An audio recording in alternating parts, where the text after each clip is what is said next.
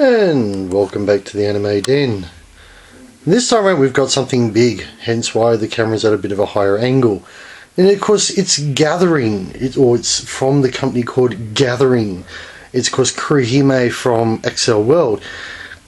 Now it's a big box. This is well it was sold as a polystone statue. Of course it's a Chinese company, so it's just as likely to be cold cast or something very similar, a bit of polystone.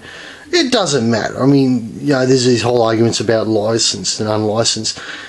That's probably not the thing I would be worried about. So let's look at the box to start off with. So of course the front of the box, we of course have the company name Gathering. We have the painter's name Ori, because they guarantee that these things of course are hand painted. This is a pre-painted one.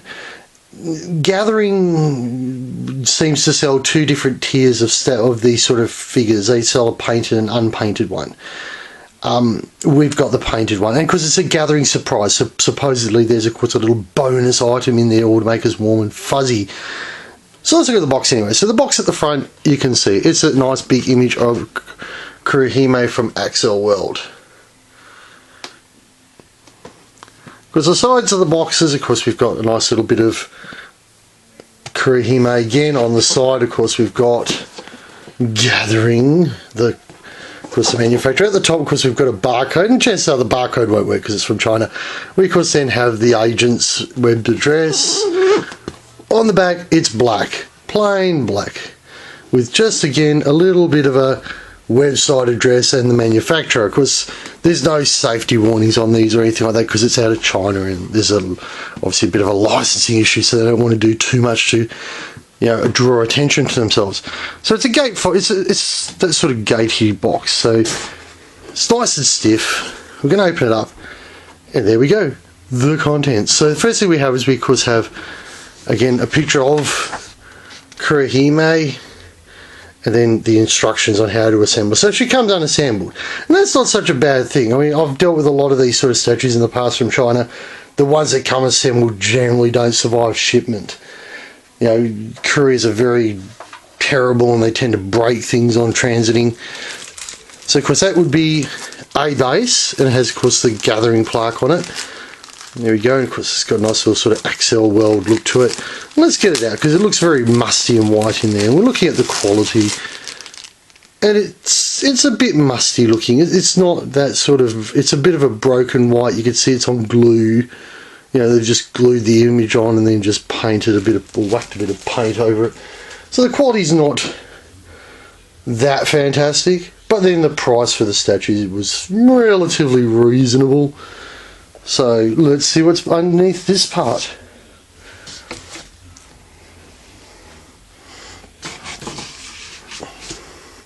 So now, and I don't know if you can pick it up off the camera, off the light. The light, I've put a new lighting setup in here, it's quite bright, but we actually have all the pieces wrapped in foam in the box, and they're numbered. So we have like number 1 just here, and so as we unwrap it, hopefully we will have Kurohime's head unbroken with a bit of luck.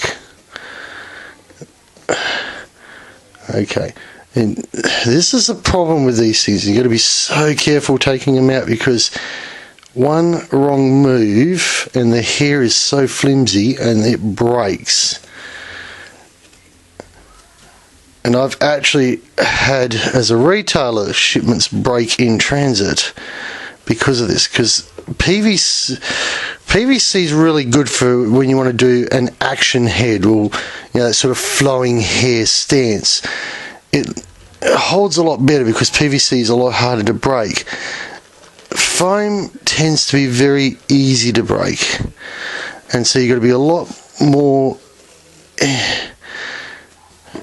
careful as you pull it out, otherwise you end up with, of course, bits broken everywhere, and I've had entire shipments lost because of hair that's broken in transit. So you literally have to be ever so careful when you're taking out everything. So far I don't see any loose bits in the box, so that's a good sign.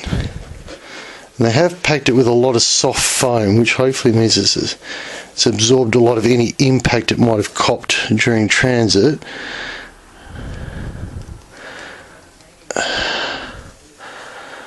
And if you listen very carefully, you can actually hear me hold my breath as I go to pull bits out, because it is very, very fragile. And here we have, of course, Kurohime's head. And as you can see, it is extremely fragile. But the hair has survived. Now, unfortunately, I'm not going to build this on camera. I'm just going to take the bits out on camera, and I'll probably build it off camera, because there's a lot of fiddly stuff to do. I mean, this is not plastic. This is obviously a polystone or poly resin of some sort. But we'll come back and we'll get to see her actual body. Well, her put together. But we'll keep pulling bits out.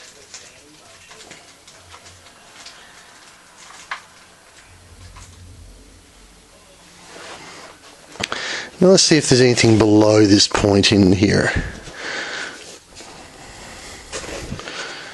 And just to give you an idea, we'll just pan the camera around just a wee schmozzle. That pile of foam was just for her head. And that was only for just the head. There's still the body, the arms and the wings.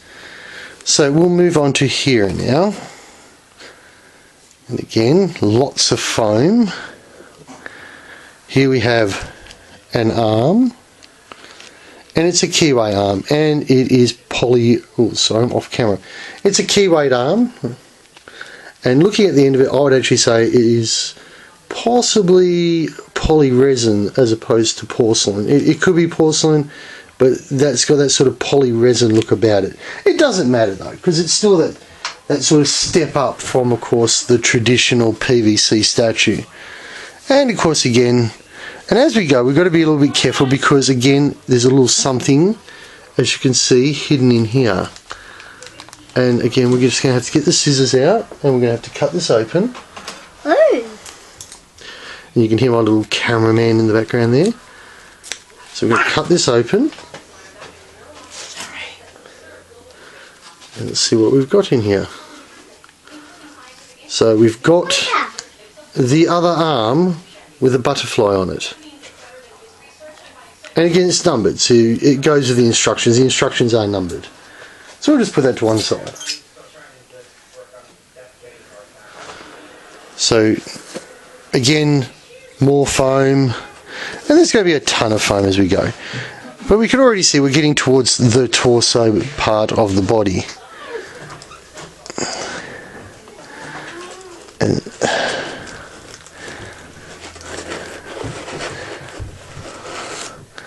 And again, it's always worth digging out as much foam as you can to make sure that when you take the figure out, you don't break it, because it's very easy to break these statues. And once they're broken, they never stick back together quite the same way.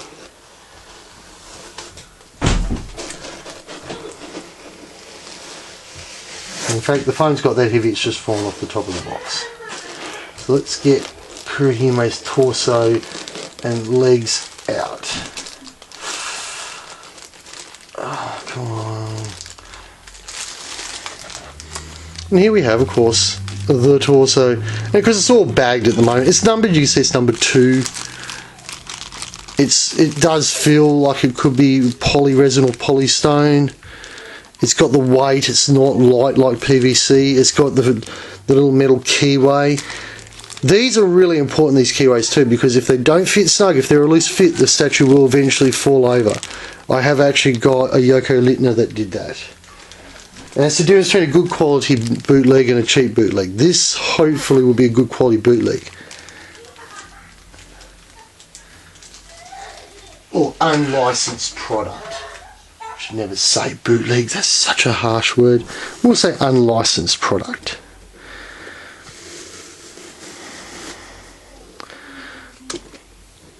And a lot of people poo-poo unlicensed. I mean, I'm waffling here as I pull bits out. A lot of people poo-poo bootlegs and unlicensed products, but yeah, they bootlegged in that Star Wars and that back in the early 80s, and those figures are now worth quite a lot, the bootlegs. Because that's the wing, and it's obviously it's it's a PVC plastic, or maybe, I'd say it's PVC by the fit. I mean, it has got a bit of weight to it, but it's not that weighty, so I'd say it's PVC, and it is somewhat semi-translucent. You can see my hand passing behind it. So I'd say this is just PVC plastic, and it's keywayed. And again, it's numbered. So it's just like connect the dots. And of course, the last wing.